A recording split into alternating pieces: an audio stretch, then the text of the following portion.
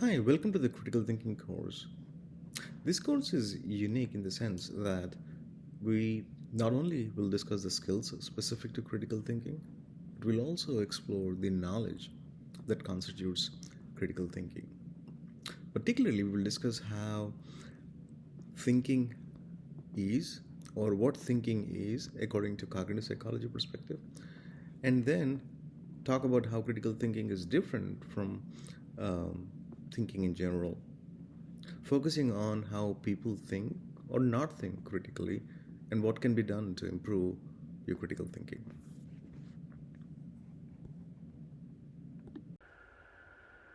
Okay, in this video lecture, we're going to talk about the context of this course, followed by a brief introduction of the individual units.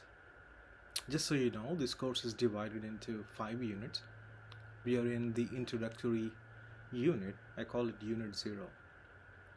So, first, we'll talk about the context of this course. This course is going to talk about critical thinking. So, welcome to the course, and in this particular recording, we're going to talk about the context in which we will discuss critical thinking. Now, whenever we use the word thinking, we're specifically talking about thinking as defined by cognitive psychologists, because cognitive psychologists study thinking, so we're going to know what thinking is before we know what critical thinking is and how to learn to be a critical thinker. To set a stage for that, just keep in mind this particular framework that we're going to work on today, and we keep coming back to this framework throughout the course. So, as a critical thinker or a developing critical thinker would continuously work on developing the knowledge base,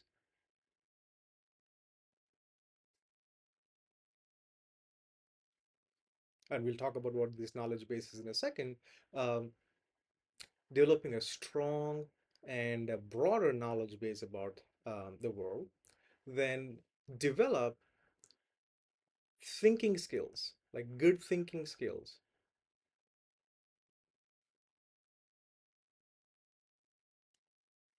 So, critical thinking then, or to be a good critical thinker, you need to work on developing your knowledge base and your thinking skills.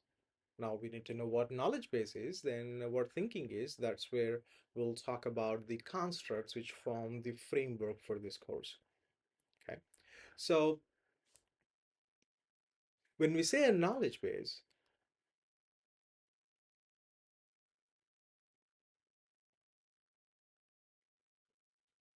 it is referring to your knowledge about everything you have or learned in your life, right? This is your knowledge base.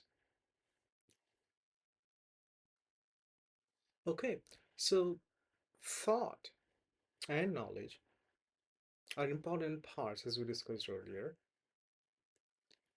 and developing thinking skills and knowledge base are important aspects of becoming a critical thinker. Now, to define thinking at a very general level, thinking is a process of using, and by using it, actually changing the knowledge base you have in your mind. So, while knowledge base is a structure that's dynamic, changes every time you use it, the process of using it is thinking. So, there is this dynamic relationship between how you interact with the knowledge and what happens to the knowledge, which again influences how we'll interact with the knowledge. So, there is a dynamic relationship between thinking and knowledge. And this class is about how to get control over the thinking skills, which are ways to work with and utilize and manipulate the knowledge and continuously develop the knowledge. And that's what we will talk about next. And as I said, this forms the framework. So, What is knowledge then? So, as we said, knowledge is an organized, meaningful connection of bits of information in your mind. That's knowledge. If this is you, and this is your knowledge, right? There is also knowledge outside of you, let's say in books, in literature. Everything that is outside of you that is not internalized yet is also knowledge, but that's not knowledge in terms of you and your knowledge base. So I want to make sure you understand this distinction. So so what is it then? Well, if there is a book, you haven't read it, you haven't understood it, you haven't developed or learned anything from it, then that is just information.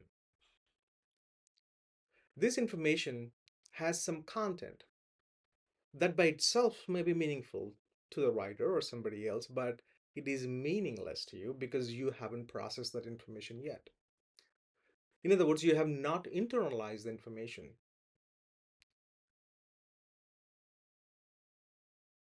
Once you convert this information and internalize it, which is like when you learn that information, it becomes a part of your knowledge structure. It becomes a part of your knowledge structure. Then the information has turned into knowledge. The question is, how do you internalize and develop your knowledge base? Um, so the way we can talk about this, okay, so the way we turn information into knowledge is, for instance, one way of doing it is that say you have some information that you haven't learned yet. Let's consider um, osmosis. It's a construct in biology, and let's say it's knowledge base out there, but it's information for you because you haven't learned it. When you try to learn this information, it's still information, right? When you try to understand it, what you're basically doing is you're creating meaning out of this meaningless information by making sense of osmosis. Now, you always make sense of the new information based on the knowledge you already have. That's why the more knowledge you have about a particular topic, the better you can make sense of the new information. So, so whenever you're learning new information, you try to make sense of it by using the information you already have or the knowledge you already have. In doing so, you are learning and updating your knowledge base. If you think of knowledge base more as an interconnected network of uh, bits of meaningful information, then you're updating that network of bits of information. So, in other words, every time you learn new information, right, your knowledge base gets updated. And in doing so, in fact, in order for you to learn the new information, you have to use the knowledge. You can see how knowledge and learning are related. And this process, in general, of making sense of new information to turn into knowledge can be at a very, very general level called as thinking. So now you understand the dynamic relationship between thinking and knowledge, where thinking is the process of developing knowledge from the information. But for you to do that, you should have some knowledge base. But when you're thinking to make sense, it's updating your knowledge base. So you use knowledge base to make sense of new information, and the process is thinking. In thinking, you are updating your representation. So that's the basic framework I want you to keep in mind about how knowledge and thought are related. And thought or thinking is more like a process of working on the structure called knowledge base. It's a process of manipulating, changing, restructuring, whatever you want to call. It's a way of actively restructuring your knowledge base. That's thinking. And we'll talk about different forms of thinking and how critical thinking is different from other forms of thinking and so on and so forth. So another way of looking at it is that you have your knowledge base, which is a meaningful connections of meaningful units of information. When you have new information, you do not know anything about it, right? This information, once you know about it, meaning once you learn, this known information itself will become a part of your know knowledge. So thinking is a process of knowing in that sense. So you may think like, think, you may be wondering like, okay, what if thinking is this process of making sense of information? In doing so, you're updating your knowledge base, and of course, you're using your knowledge base. Then what are these things that we keep hearing about: sensation, perception, attention, memory? What are all these? Well, thinking is the general term we have given to all these processes, all these activities that happen in our mind that help us interact with the world, live in the world. These are cognitive processes, also called mental processes. Okay? Some of them you're aware of, some you're not, and we are not getting into details of it. All these mental processes together, at a very general level, we are referring these mental processes as thinking.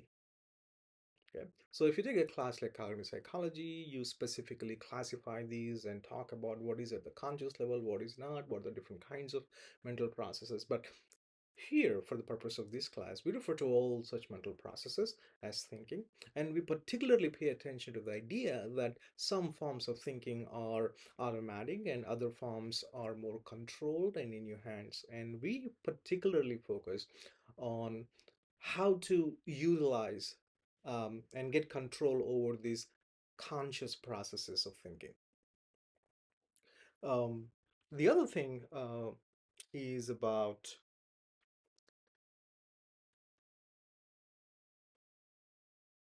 okay, so if you remember at the beginning of this um, video lecture, we said that um, within the context of context of critical thinking, what is important is to know how you can be a good critical thinker, and it has to do with or developing your knowledge base, making it stronger and broader, for which you require your thinking skills. So developing good thinking skills so you can update your information or knowledge base. So that's what we'll focus on: how to develop the knowledge base and how to think. And we'll talk about how to do these things in different contexts so that you say that it is critical thinking.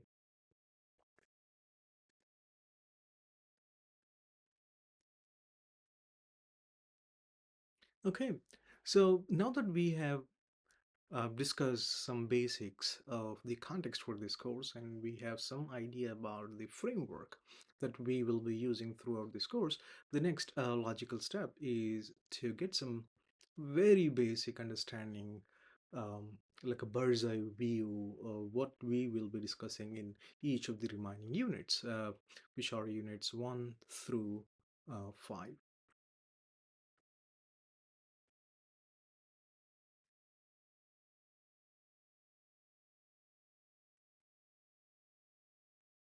Okay, so as you said, we talked about how we think at a very general level, and developed the framework that we'll be using throughout the course. What we'll do in the first unit, unit 1, is we'll talk about what critical thinking is, try to come up with a broader definition of it, and specifically pay a lot of attention to why the cognitive construct called memory is important to think critically. Then we'll move on to Unit 2, where we'll talk about the importance of language um, in reasoning. And we'll talk about some basic forms of reasoning. And doing so, we'll talk about how words play an important role, and logic, the importance of logic, and how we draw conclusions. We'll talk about some basics of reasoning in this unit. Then we'll talk about uh, the critical thinking in different contexts, starting with arguments and hypotheses, and learn to be a smart thinker. And the unit 4 will talk about problem solving and decision making, and how to be better at both. And finally, in the last unit, we'll talk about applying these skills that you've learned in your own real life, in a way we will try to put together all these. Um, yeah, stay tuned. I'll see you in the next unit.